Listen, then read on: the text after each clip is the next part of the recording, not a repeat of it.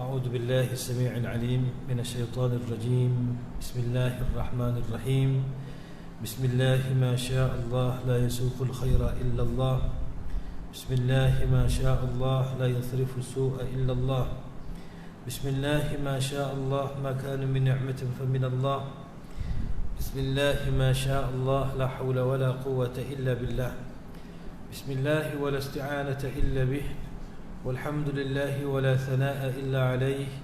والصلاة والسلام على رحمة الله للعالمين ومسك الختام لسائر الأنبياء والمرسلين سيدنا ومولانا محمد الأمين وعلى آله وأصحابه ومن سار على نهجه واتبع هداه إلى يوم الدين.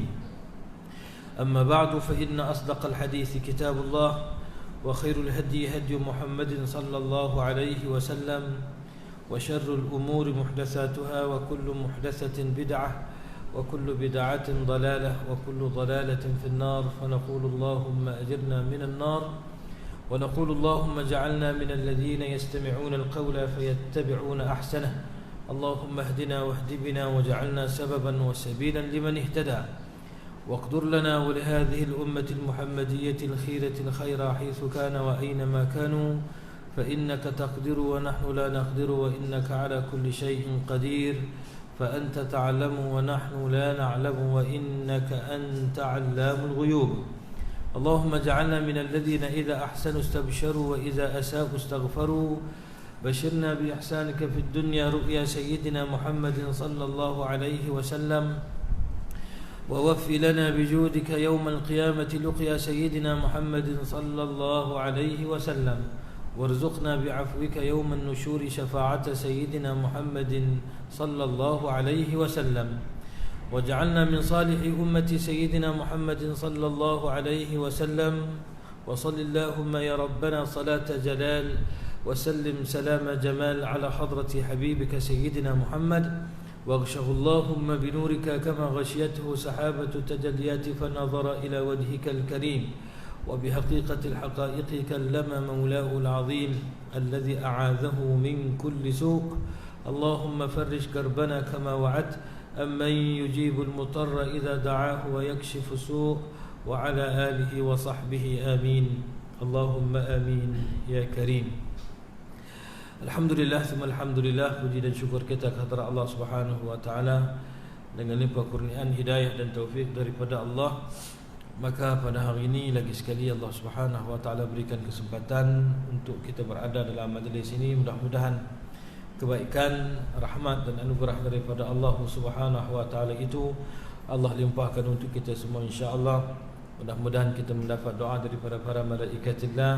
Mudah-mudahan kita menerima anugerah limpahan rahmat dan sakinah daripada Allah Subhanahu wa taala dan beroleh keberkatan pada hari yang sangat mulia ini, iaitu hari Jumaat.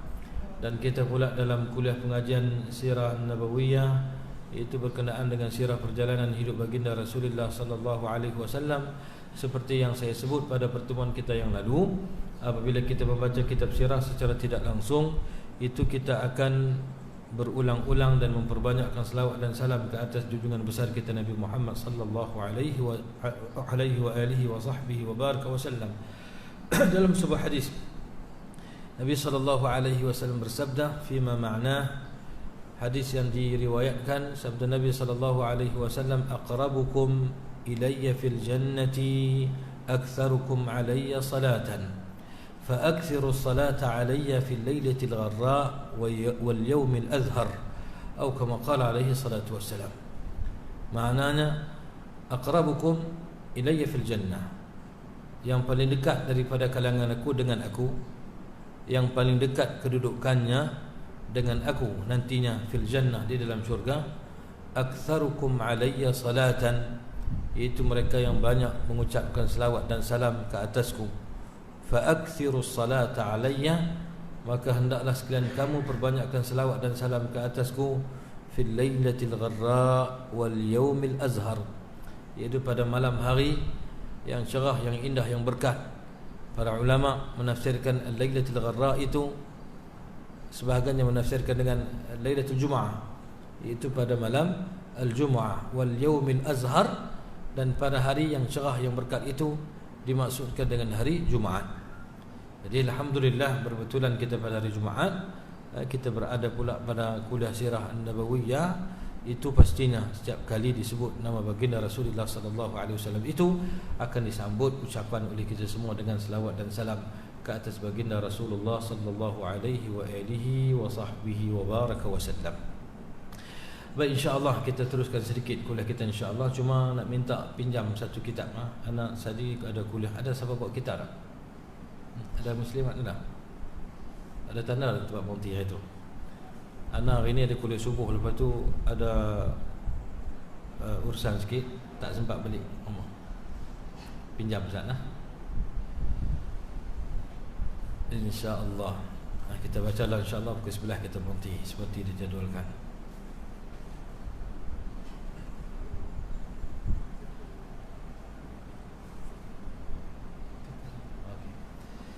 Baik, insyaAllah seperti yang kita maklumi, kita membaca kitab perjalanan hidup baginda Nabi sallallahu alaihi wasallam, kajian dan pengajaran Sirah Nabawiyah, Durusun wa Ibar, kitab yang telah pun dikarang oleh Dr.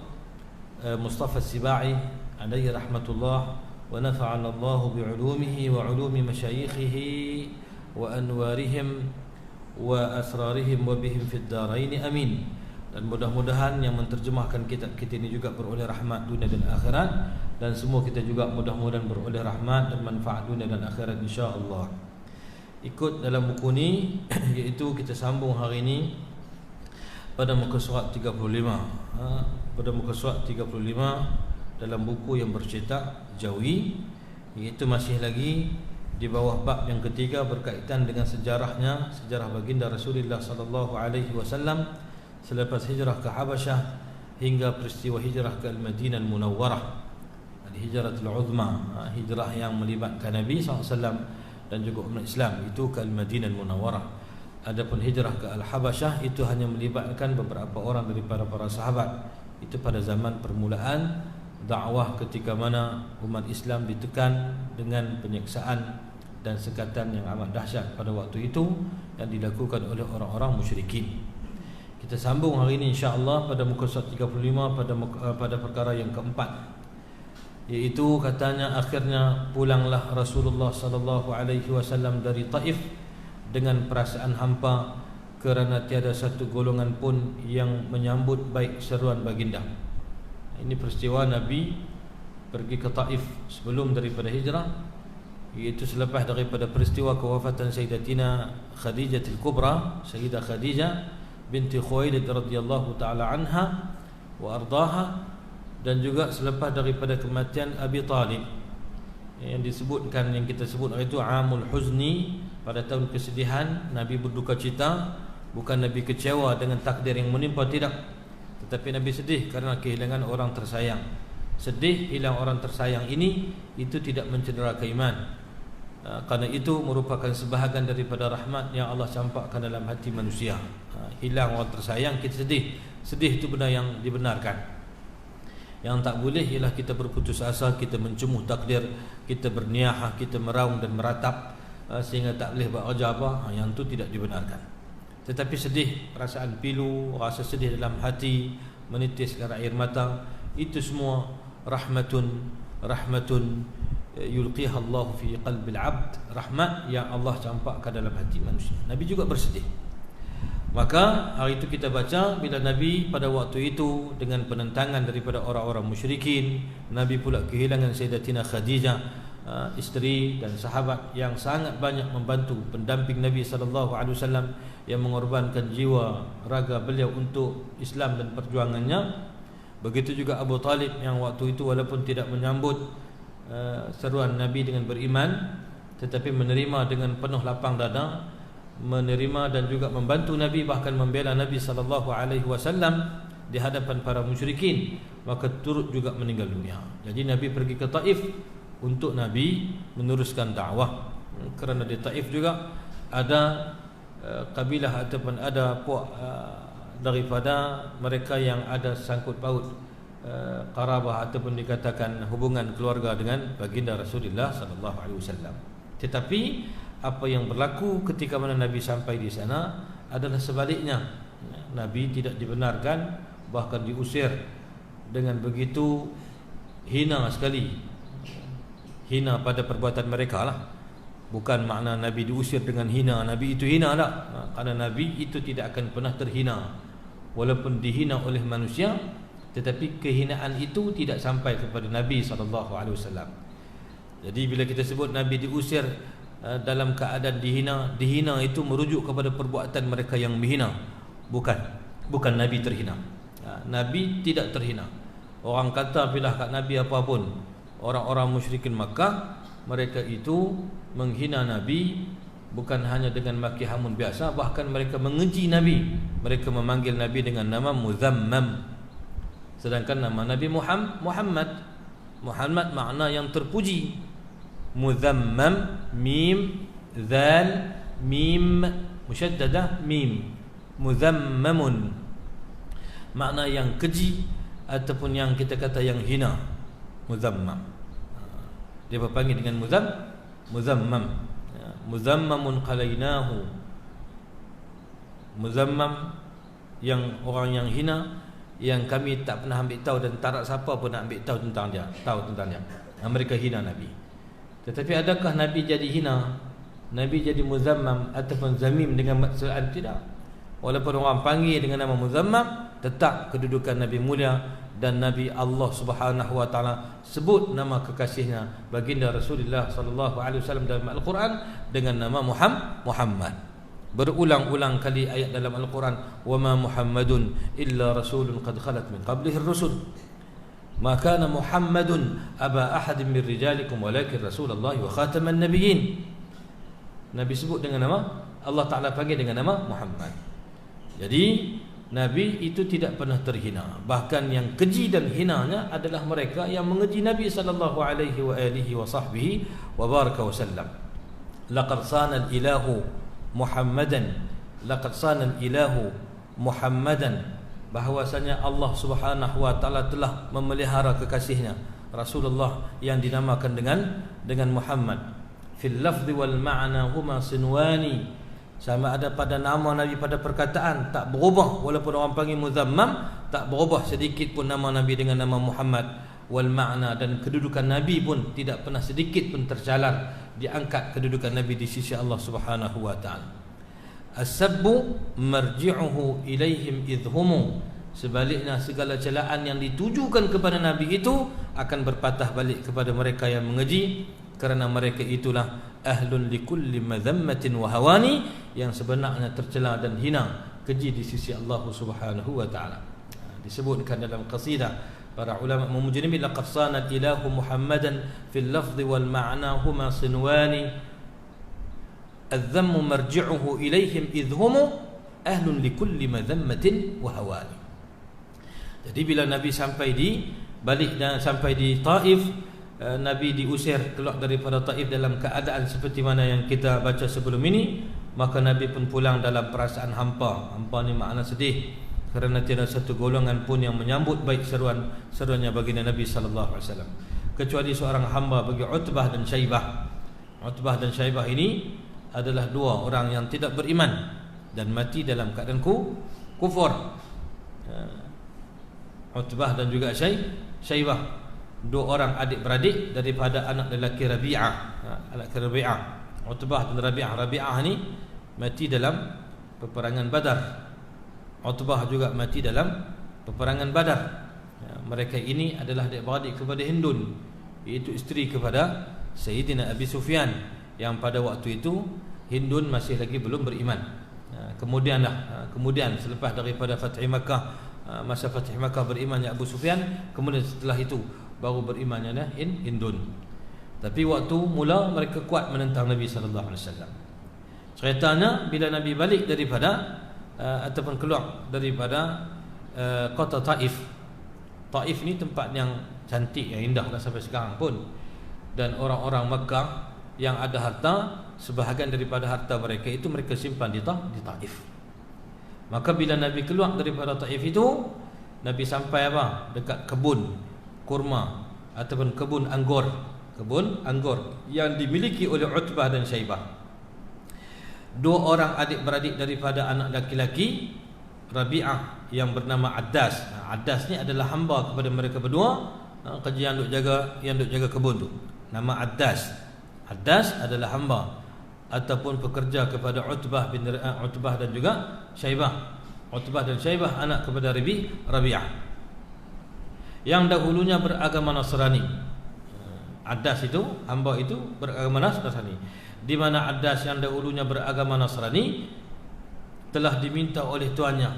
Tuannya siapa? Iaitu Utbah dan juga Utbah dan juga Syaibah, supaya menghantar gugusan anggur yang dipetik kepada baginda Rasulullah sallallahu alaihi wasallam yang pada ketika itu sedang berada dalam sebuah kebun setelah diusir oleh orang-orang Taif itu. Walaupun mereka ini adalah musuh kepada Islam, tak beriman dengan Nabi, tetapi sebahagian daripada kehormatan orang Arab pada ketika itu, seperti mana yang kita maklumi, orang Arab ni walaupun mereka tidak beriman, mereka syirik kepada Allah Subhanahu wa taala, tetapi ada beberapa nilai etika yang dipegang oleh mereka. Nilai akhlak itu ada. Cuma akhlak itu tercemar dengan perbuatan jahiliah mereka. Tetapi akhlak itu ada. Mereka menghormati tetamu, mereka memuliakan tetamu. Kalau ada orang meminta tolong, hatta orang itu berlainan aliran pun mereka akan tolong. Sebab itu nanti bila Nabi nak masuk ke Mekah, Nabi upah salah seorang daripada orang musyrikin yang pada waktu itu tak beriman lagi, upah supaya dia jamin Nabi SAW, supaya tidak diapa-apakan oleh orang lain. Begitu juga berlaku ketika ada orang yang tak beriman, ada ketiga minta jaminan. Contoh peristiwa yang berlaku kepada Abdullah ibn Sarah, salah seorang sahabat yang murtad. Kemudian bila berlaku pembukaan kota Mekah, antara serai nama yang Nabi suruh bunuh adalah Abdullah ibn Sarah ini. Sehingga Nabi kata kalau dia lari pergi kat kelambu Kaabah pun kamu bunuh. Ada beberapa orang. Tapi Abdullah bin Abi Sarah ini dia saudara susu dengan Sayyidina Uthman bin Affan. Maka ketika mana Nabi masuk ke Mekah, Abdullah bin Sarah ini telah berjumpa Uthman supaya minta syafaat, tolong jamin dia untuk dia bertemu dengan Nabi. So ini adalah amalan yang berlaku pada ketika itu. Termasuklah amalan bila tengok orang, contoh walaupun dia itu musuh kita, tapi kalau dia masuk duduk tempat kita dalam keadaan dah tak ada apa, dia minta tolong, waktu tu atas nama belas ihsan kemanusiaan kita tolong. Ini sebahagian daripada sebahagian daripada akhlak peribadi yang ada pada orang Arab pada ketika itu. Macam orang perempuan. Orang perempuan walaupun jahiliyah, tetapi ada kehormatan diri dia. Kehormatan Arab tu dia ada. Sebab itu kata para ulama, Nabi menyebut apa? Innama bu'ithtu liutammima. Hanya saja aku diutuskan untuk apa? Utammim. Utammim makna menyempurnakan. Akhlak-akhlak yang ada itu disempurnakan lagi. Bahkan Nabi lah apa? Yang membersihkan mereka daripada kotoran jahiliyah. Jadi Utbah dan juga Syaibah ketika mana melihat Nabi SAW pada ketika itu bersama dengan Sayyidina Zaid bin Harithah radhiyallahu anhu sampai di kebun mereka dalam keadaan luka tubuhnya, maka disuruh hamba mereka iaitu yang bernama Addas supaya membawa satu bekas yang berisi anggur untuk diberikan kepada Nabi, kepada baginda Rasulullah sallallahu alaihi wasallam yang pada ketika itu sedang berada dalam sebuah kebun setelah diusir oleh orang Taif itu. Apabila anggur tadi diterima oleh Rasulullah sallallahu alaihi wasallam, lantas baginda membaca bismillah sewaktu hendak memakannya. Yang demikian itu telah menarik perhatian Addas kerana beliau tidak pernah mendengar daripada kaumnya orang-orang yang membaca seperti itu. Tak pernah dengar orang nak baca bismillah. Orang musyrikin kan, tambah tuan dia lagilah tak baca bismillah.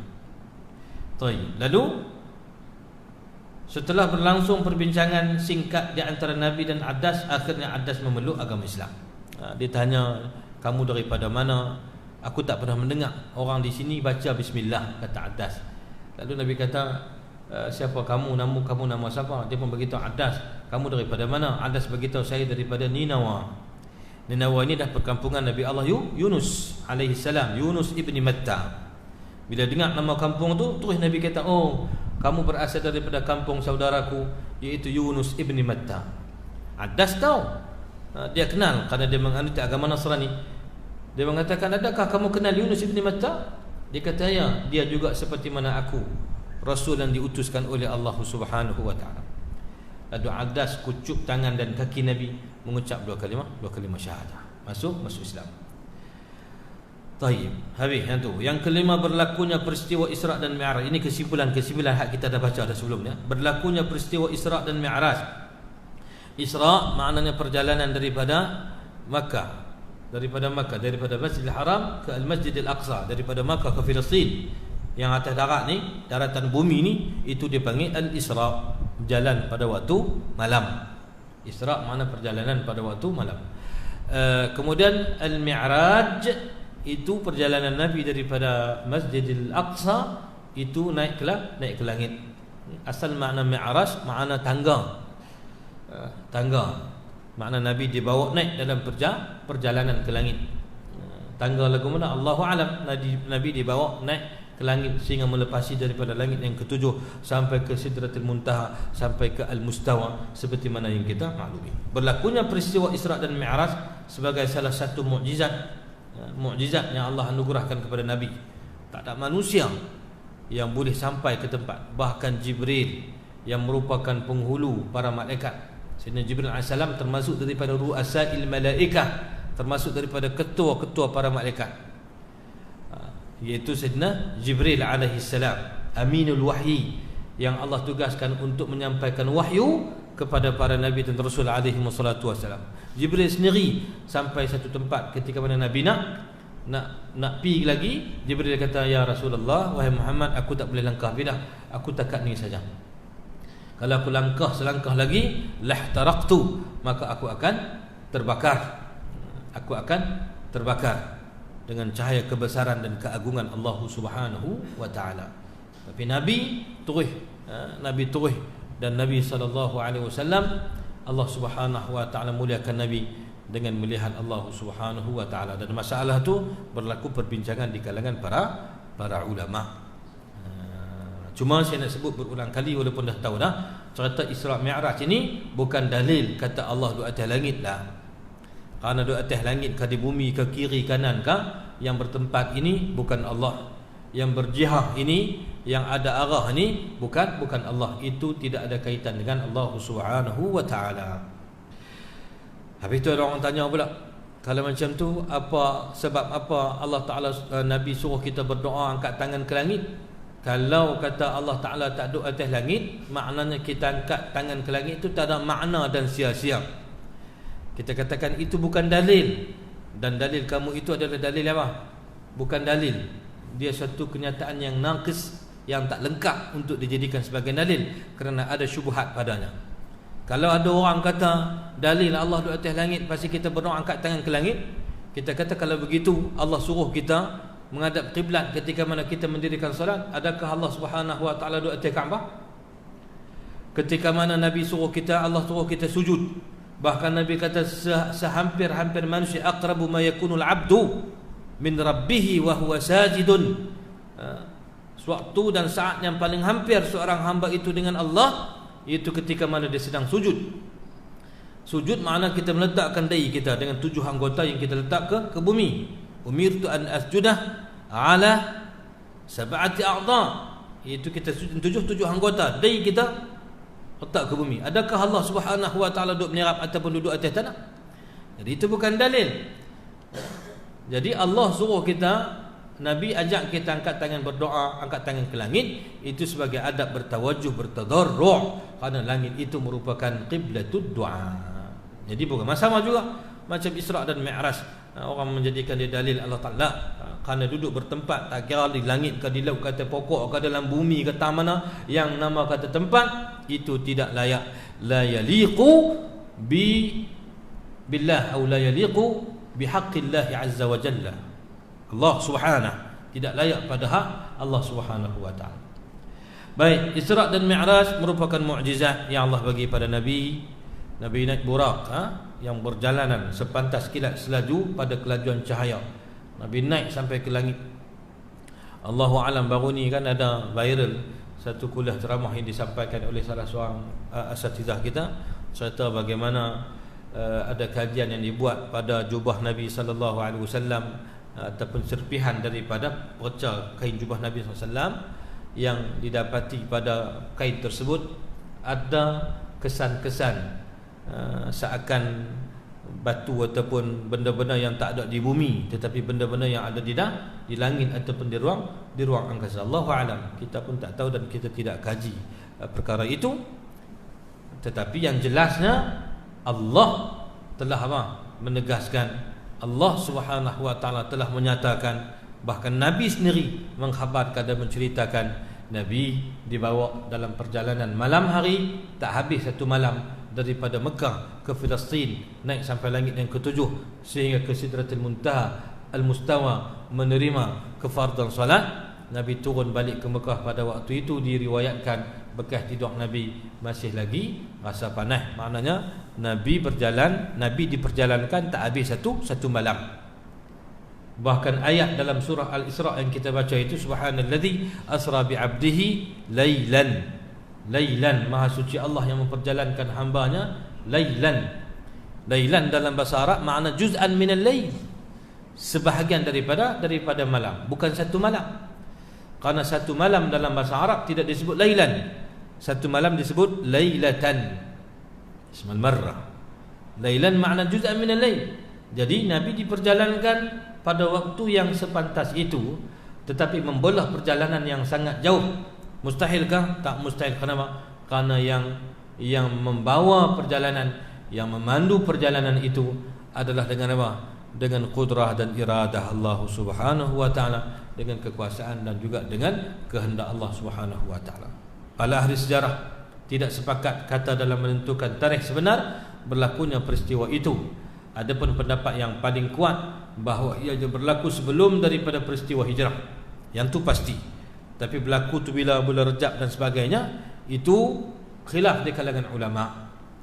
Cuma yang masyhur makna yang banyak disebut, pendapat yang masyhur, yang famous yang banyak dinakalkan oleh para ulama, iaitu pada 27 Rejab.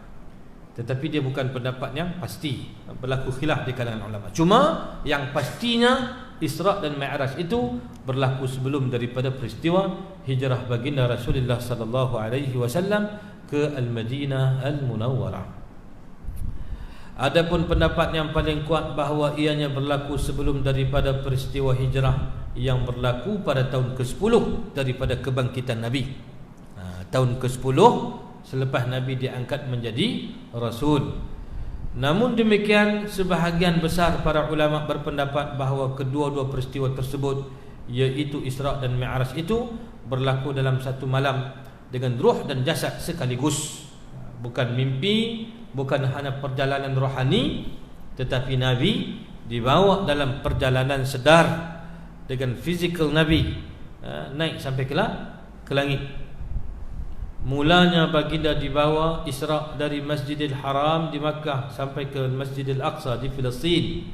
Kemudian dari sanalah baginda dibawa Mi'raj pula, naik ke langit yang tinggi dan kembali semula ke rumahnya, ke rumah baginda alaihi salatu wassalam di Makkah Al-Mukarramah pada malam yang sama. Peristiwa mukjizat ini diceritakan oleh baginda Nabi sallallahu alaihi wa alihi wa sahbihi wa baraka wasallam kepada kaum Quraisy. Lalu baginda dipersendakan dan diperolok-olokkan oleh mereka itu. Walaupun demikian, Sayyiduna Abu Bakar radhiyallahu ta'ala anhu dan beberapa orang sahabat radhiyallahu anil jami' yang sudah kuat imannya terus membenarkan apa yang diceritakan oleh baginda Nabi sallallahu alaihi wa alihi wa sahbihi wa baraka wasallam itu.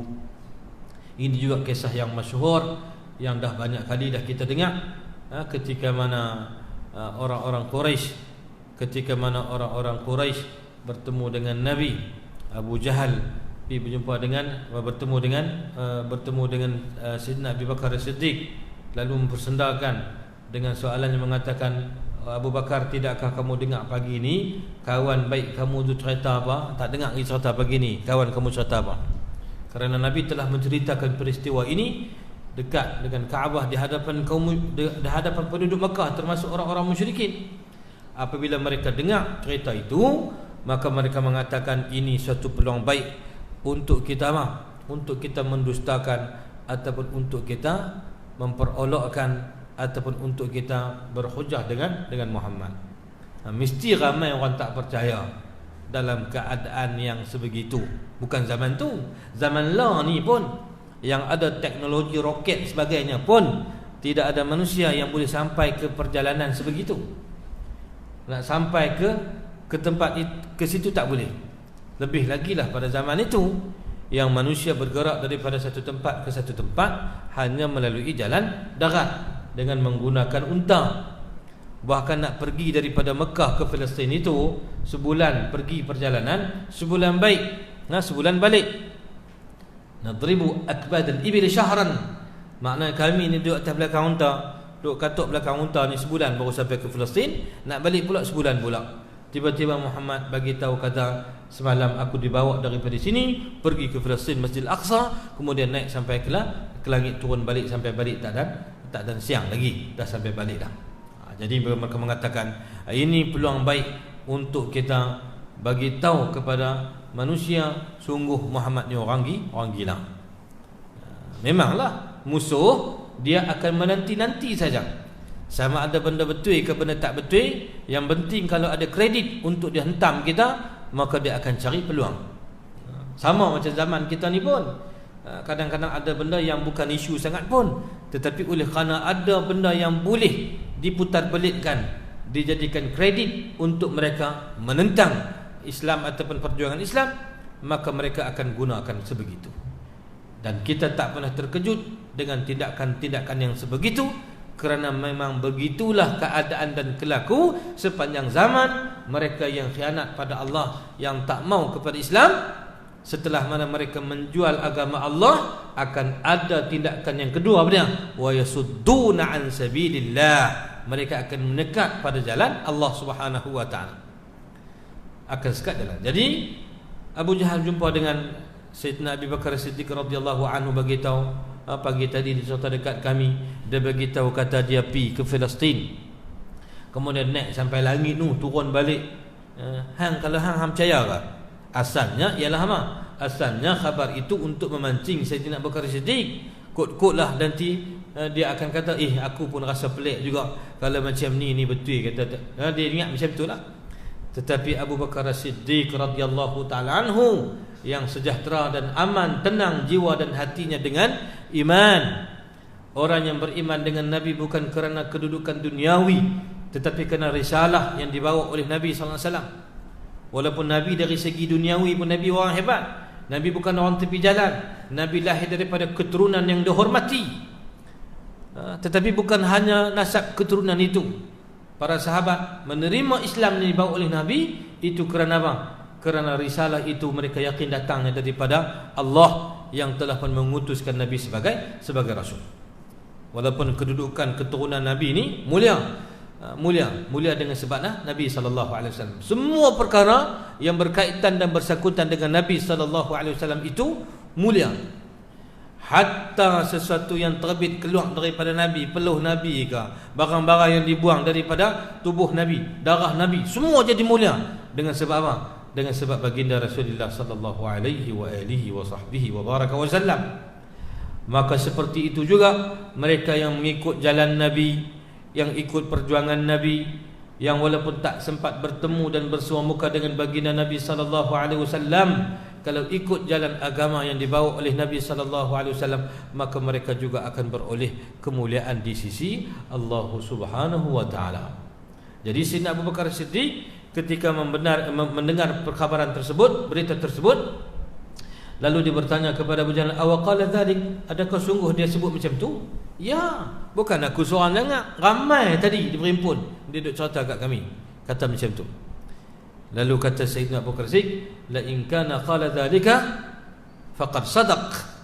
Kalau itu yang diucapkan oleh baginda Nabi sallallahu alaihi wasallam, sungguhnya apa yang diucapkan itu adalah benar, dan aku akan sentiasa membenarkan baginda tak kira waktu mana, pagi dan petang, kerana aku yakin yang terbit daripada mulut baginda itu bukan daripada nafsu, jauh lagi daripada dusta, tetapi datang daripada perkhabaran langit, iaitu wahyu daripada Allah Subhanahu wa taala. Maka sebab itu disebut apa? Disebutkan Sayyiduna Abu Bakar As-Siddiq yang membenarkan, li'annahu saddaqa an-nabiy sallallahu alaihi wasallam fi sa'iril ahwal wa fi sa'iril ahyan, pada semua keadaan, pada semua ketika. Tidak ada pada ketika apapun, ketika susah ke senang ke, ketika diuji ke, maka tetap yakin beriman. Dan prinsip inilah, bila kita baca sirah ini, prinsip inilah yang sepatutnya kita bentuk dalam kehidupan kita ini, untuk kita sentiasa membenarkan Islam, meletakkan masa depan kita bersama dengan Islam, meletakkan jalan hidup kita ini bersama dengan Islam. Kerana Islam dan iman ini adalah perjanjian antara kita dengan Allah Subhanahu wa taala. Jangan sampai kita gadaikan Islam, gadaikan iman, gadaikan anugerah yang sangat mahal ini. Islam ini adalah anugerah Allah yang Allah berikan kepada kita. Kita jangan ingat Allah Subhanahu wa taala untung dengan sebab kita ramai masuk Islam. Kita jangan ingat Nabi itu mulia dengan sebab kita. Tidak. Nabi tetap kemuliaan khusus yang Allah berikan kepada baginda Rasulullah sallallahu alaihi wasallam. Kemuliaan Nabi itu adalah minnah, kurniaan daripada Allah Subhanahu wa taala, bukan berkaitan dengan kita. Tetapi Nabi ini, oleh kerana pemurahnya Nabi, kasih dan ambil beratnya Nabi, Nabi panggil kita ini sebagai apa? Kamu adalah umat yang Allah anugerahkan kepada aku. Walaupun pada hakikat kalau kita tak beriman, manusia tak beriman pun, Nabi tetap mulia di sisi Allah Subhanahu wa taala. Samalah macam Islam. Sebab itu kita jangan rasa kita Islam tu untung dengan sebab kita, tetapi sebaliknya kita beruntung dengan sebab Islam dan petunjuk iman yang Allah kurniakan kepada kita. La tamunnu alayya islamakum balillahu yamunnu alaikum an hadakum lil iman. Kan Nabi katakan, jangan kamu mengungkit-ungkit Islam kamu kepadaku. Jangan kata Allah dan Rasul beruntung dengan sebab kamu menganut agama Islam. Tidak. Balillahu yamunnu alaikum. Bahkan Allah lah sebenarnya yang melimpahkan kurnianya kepada kamu. An hadakum lil iman. Iaitu Allah bagi petunjuk kepada kamu sehingga kamu tergolong daripada kalangan para mukminin. Kamu jadi orang beriman. Maka jangan kita gadaikan Islam. Ini al-ahd, ini perjanjian kita ma bainana wa bainallah, perjanjian antara kita dengan Allah Subhanahu wa taala. Bahkan Allah sebut dalam Al-Quran, wala tashtaru bi'ahdi thamanan qalila innama 'indallahi huwa khairun in kuntum ta'lamun. Allah sebut dalam surah An-Nahl, dalam surah An-Nahl ayat 95, wala tashtaru bi'ahdi, bukan bi'ayati, yang tu ayat lain. Yani bi'ahdi, wala tashtaru bi'ahdi thamanan qalila. Jangan kamu jual, jangan kamu gadaikan ahdi, perjanjian aku, yakni perjanjian kamu dengan aku, yakni al-iman, al-Islam, itu perjanjian kita dengan Allah. Thamanan qalila, jangan tukar ganti beli dan gadaikan dengan apa? Dengan harga yang sedikit daripada habuan dunia. Jangan kerana nak dunia kita gadaikan Islam. Jangan kerana nak sesuatu kita sanggup jadi ejen untuk kita celah Islam. Kita sanggup cemarkan lidah kita untuk kita maki hamun para ulama. Kita sanggup jadi orang yang khianat kepada Islam semata-mata untuk mendapatkan teman dan rakan atas muka dunia. Tak, itu bukan prinsip seorang yang beriman. Orang yang beriman akan menjaga anugerah iman dan Islam yang Allah berikan kepadanya, tidak akan digadai ganti dengan apapun, walaupun terpaksa mengorbankannya nyawa sekalipun. Kenapa? Innama 'indallah, hanya saja sesungguhnya apa yang Allah sediakan di sisi Allah untuk mereka yang beriman lagi bertakwa kepada Allah, huwa khairun, itu lebih baik. In kuntum ta'lamun, sekiranya kamu sebenar ataupun kamu mengetahui. Kalau kita tak tahu, Allah bagi tahu pada kita. Allah Taala kata in kuntum ta'lamun, sekiranya kamu mengetahui. Adakah kita nak jawab ma alimna ya rabbi, kami tak tahu ya Allah? Tak tahu ni kau bagi tahu sebab tak dengar. Jadi ayat itu menuntut supaya kita ambil tahu, dengar, faham, beriman, yakin dengan perkhabaran yang telah Allah nyatakan. Allah kata innama 'indallahi wa khairun in kuntum ta'lamun. Jadi Sayyiduna Abu Bakar Siddiq radhiyallahu anhu membenarkan apa yang disampaikan oleh Nabi sallallahu alaihi wa alihi wa sahbihi wa baraka wasallam. Walaupun demikian, Abu Bakar dan beberapa orang sahabat yang sudah kuat imannya terus membenarkan apa yang diceritakan oleh baginda Nabi SAW itu. Yang keenam, pada malam terjadinya peristiwa Isra dan Mi'raj, inilah diwajibkan salat, yakni sembahyang 5 waktu ke atas tiap-tiap orang Islam, sama ada laki-laki maupun perempuan yang sudah baligh lagi berakal. Karena baligh dan berakal ini adalah dua syarat taklif, al-bulughu wal aqlu. Dua syarat utama taklif itu, prinsip taklif itu kepada siapa? Orang yang berakal, tidak gila, orang yang baligh, cukup umur sampai kepada had, dia tertanggung di atasnya itu titah perintah agama. Malam Isra Mi'raj inilah difardukan sembahyang. Seperti yang kita maklumi, Allah fardukan 50 waktu. Nabi turun sampai kat langit bawah, jumpa dengan apa? Nabi Allah Musa alaihissalam. Nabi Musa kata, wahai Muhammad, salillah takhfif, minta Allah kurang sikit. Banyak ni 50 waktu ni. Umat kamu ni nampak lekeh-lekeh, tak boleh buat 50 ni. Umat aku hak yang kemas-kemas pun 2 waktu pun tunggin. Dia tak cakap lah bahasa tunggin tu, saya terjemah untuk faham. Maksudnya salillah takhfif, minta pada Allah diringankan. Nabi pun naik minta Allah Ta'ala kurang 5. Turun lagi, Nabi Musa kata tak, berat lagi minta, sampai berulang alik sampai tinggal 5 saja. 5 pun Nabi Musa AS kata berat lagi, minta lagi. Nabi kata laqad istahyaitu, aku malu nak minta, kerana setiap kali naik Allah berikan apa? Allah kurangkan taklif. Lalu terima 5. Allah kata walaupun 5 yang kamu buat, yang aku fardukan, tetapi kekal fadilat dengan apa yang aku kehendaki itu, dengan apa? Dengan 50 waktu. Jadi makna saat 5 waktu kita buat itu diberikan fadilat sama macam 50. Ini kelebihan yang diberikan kepada umat Nabi SAW. Satu kebajikan digandakan 10, bahkan digandakan sampai apa? Ila 700 dha'f, sampai 700 kali ganda. Gandaan ganjaran dalam beramal ini adalah sebahagian daripada khususiyat, perkara khusus yang hanya diberikan kepada umat baginda Rasulullah sallallahu alaihi wa alihi wa sahbihi wa baraka wa sallam. Difardukan sembahyang. Sebab sembahyang ni berat, besar. Sembahyang ni tiang agama. Dalam hadis yang kita biasa dengarkan, Sayyiduna Mu'adz ibn Jabal radhiyallahu ta'ala anhu, Nabi beritahu kepada, hadis panjang, Nabi beritahu kepada Sayyidina Mu'adz, wahai Mu'adz, ala ukhbiruka, mau tidak aku nak khabarkan kepada kamu, bi ra'sil amri wa amudihi wa dhirwati sanami. Mau tak aku nak cerita apakah itu yang dikatakan kepala bagi setiap urusan dan juga tiang baginya, serta kemuncak tertinggi bagi perkara tersebut. Lalu kata Sayyidina Mu'adz bin Jabal radhiyallahu ta'ala anhu, Sayyidina Mu'adz bin Jabal sahabat Nabi yang terkenal kan, yang dihantar untuk apa? Jadi mufti ataupun jadi guru di Yaman, termasuk daripada sahabat Nabi, ulama dan fuqaha daripada sahabat Nabi SAW. Yang Nabi sebut dalam hadis, Sayyidina Mu'adz ini a'lamuhum bil halal wal haram. Antara sahabat Nabi yang mahir dalam hukum halal dan haram ini adalah Sayyidina Mu'adz ibn Jabal.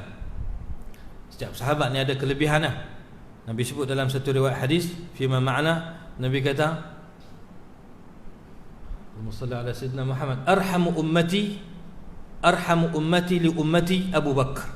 Orang yang paling kuat sifat rahmat, belas kasihan di kalangan umatku ini adalah Abu Bakar As-Siddiq.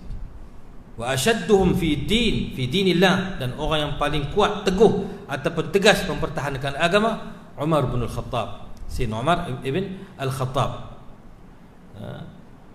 Wa aqra'uhum Ubay bin Ka'b, wa ashadduhum haya'an, orang yang paling malu, Uthman bin Affan, Sayyidina Uthman bin Affan.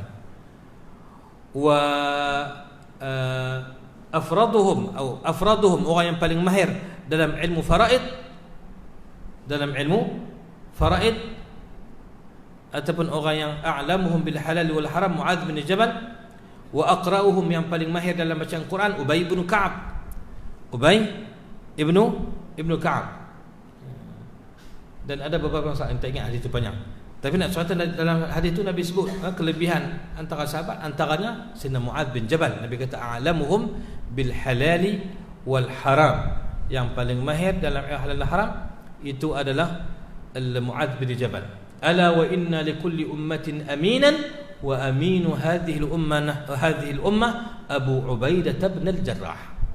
Setiap umat itu ada pemegang amanahnya, orang yang kuat amanahnya. Semua sahabat itu amanah.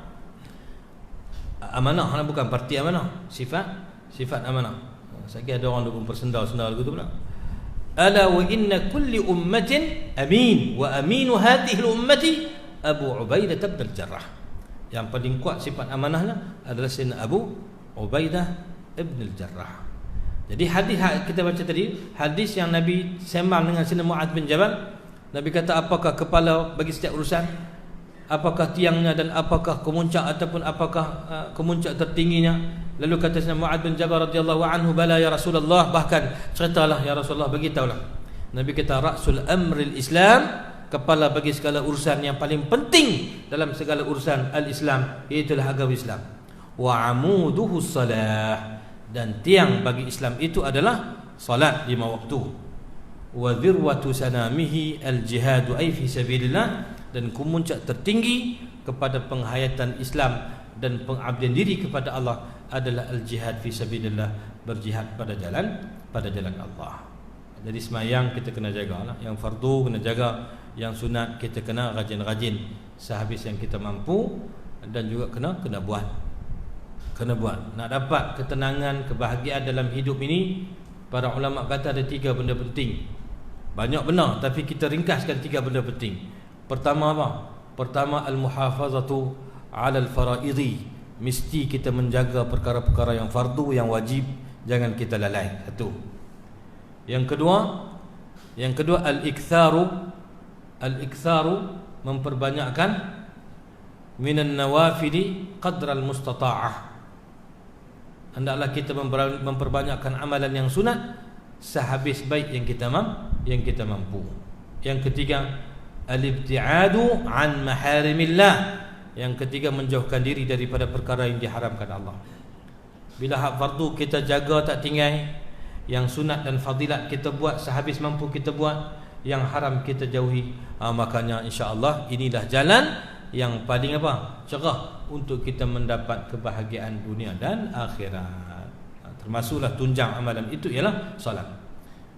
Kau apa dah tuan? Terlepas nasi dah bang. Sikit lagi kita habis satu lagi kita berhenti. Tak habis tak payah kalut, kita bukan habis. Kita ni tak habis hari ni. Kalau kita pulun baca pun tak habis. Kita baca satu lagi kita berhenti insya-Allah. Kita baca ambil nombor 7. Pada setiap tahun apabila tiba musim haji, Rasulullah sallallahu alaihi wasallam selalu mengambil peluang menemui kabilah Arab, menyeru mereka kepada Islam dan meninggalkan penyembahan berhala yang mereka lakukan selama ini. Ini kerja Nabi. Kerja inilah kita panggil ad-da'wah. Inilah dia panggil apa? Ad-da'il haqiqi, da'i yang sebenar. Da'i makna menyeru pada jalan Allah Subhanahu wa taala. Semua kita ni adalah pendakwah. Nak menyeru ni, nak ajak ni macam-macam peringkat lah. Kalau takat nak ajak orang main masjid, takkan yang tu nak kena ada ijazah, tak perlu. Takkan kita nak kena khatam habis semua kitab ikut. Kalau setakat abang kata kita ni nampak kuih Khalid nak mati dekat ni, kemat pun nampak tanda-tanda, aku duk dengar Tok Guru duk cerita, makin dekat lah. Kita kena pakat-pakat balik kembali kepada Islam. Itu juga merupakan dakwah, dan orang menyebut itu adalah da'i. Jadi semua kita adalah da'i. Tapi kalau nak menekuni bidang ilmu, yang tu tak bolehlah semua orang, bukan semua orang boleh buat.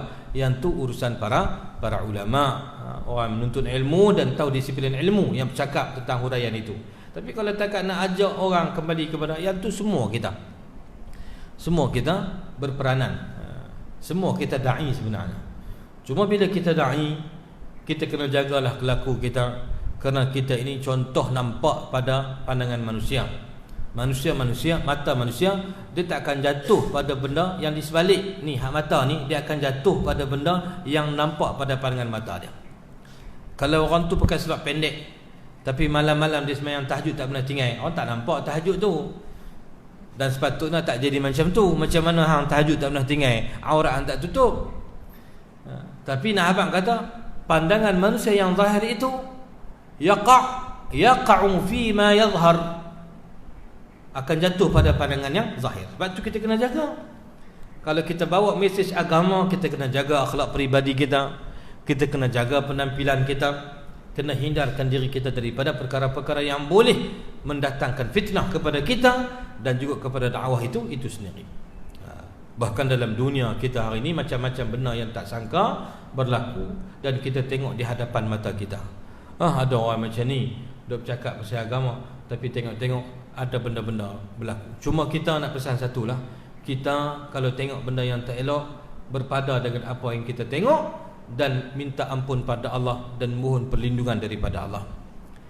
Jangan kita tengok benda tak elok tu jadi poin sedap kita nak mengutuk orang, jangan.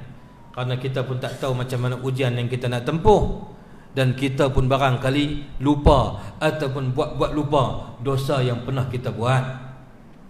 Kerana semua kita terdedah kepada dosa, tinggal lagi Allah tak dedah pada pandangan umum.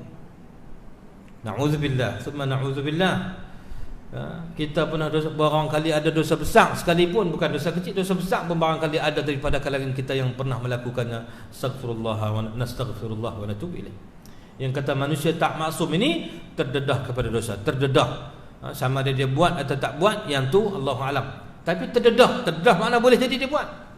La tajidanna ghairal ma'sumi, seperti mana diungkapkan, dikatakan la tajidanna ghairal ma'sumi lahu ma'satun madiyah wa fihi afatun makhfiyah illa ma rahimahu rabbuh.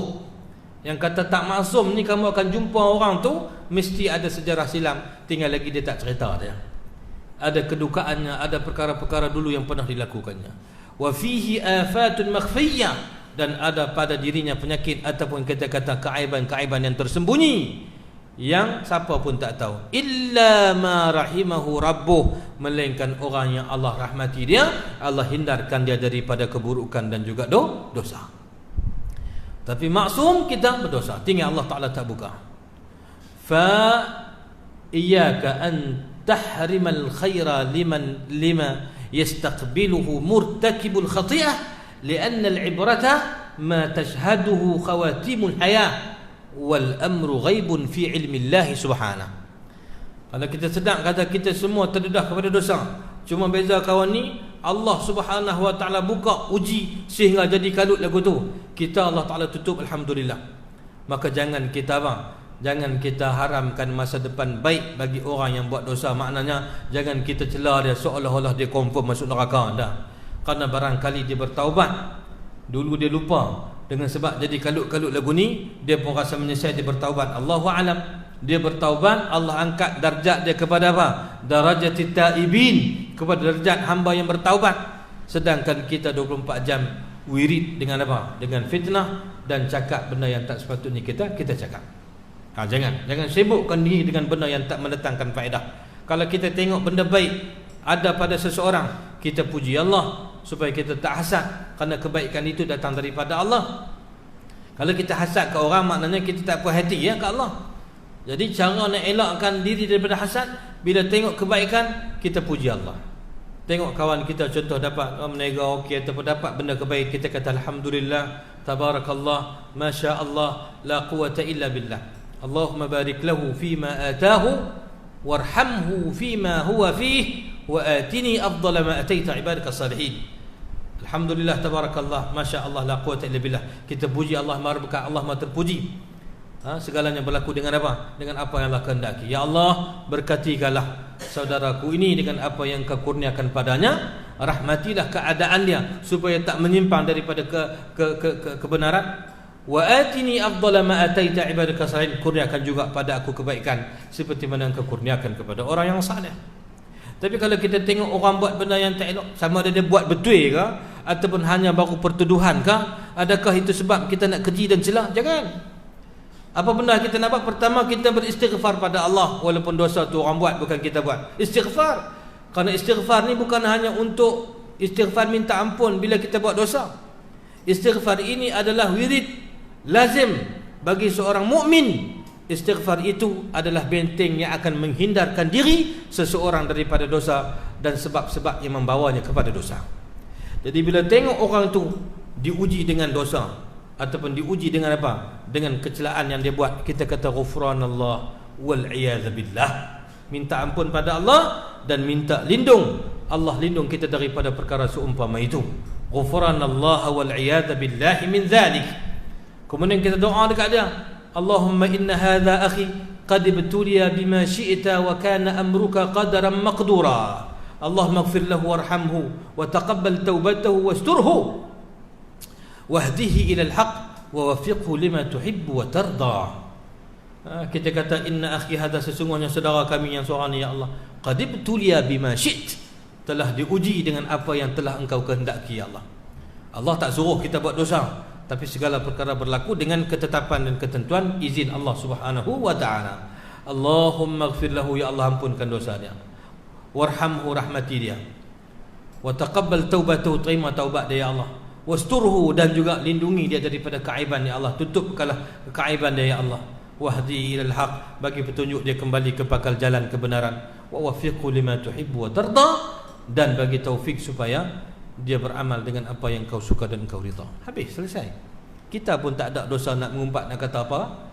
Kita tengok kebaikan jadi iktibar, kita doa supaya dia kembali ke pakal jalan. Kita tengok kebaikan, kita berdoa supaya kita tak kena hasad, dan kita juga apa? Kita juga doa kebaikan untuk kita. Ini benda yang penting untuk kita apa? Membanyakkan kebaikan, memperbanyakkan kebaikan. Tapi kalau kita duk cakap saja, kata benda hak kita tak tahu, tuduh sedap. Tu lah aku dah tengok kelaku dia pembelak. Betul lah kan? Betul lah kadang-kadang orang ni dia saja cari penyakit dengan penampilannya dan kono, tapi kita tak boleh nak hukum lebih daripada apa yang kita nampak dengan pandangan mata kita, kerana kita tak tahu. Lebih-lebih lagi orang yang sedang dituduh, contohnya kita jatuh hukum siap apa semua dah cerita. Hak kita cerita tu bukan boleh masuk mahkamah pun. Hak kita duk cerita, yang kita duk type dalam WhatsApp atau kita duk cerita sama kita, tak masuk dalam kod mahkamah pun disebut depan hakim. Tetapi yang masalahnya, hak kita duk cerita itu masuk dalam buku catatan amalan kita, nantinya akan dibentangkan di hadapan Allah. Kalau hak kita sebut tu tak betul, menyebabkan kita fitnah ataupun kita ghibah, nanti kita kena jawab di akhirat.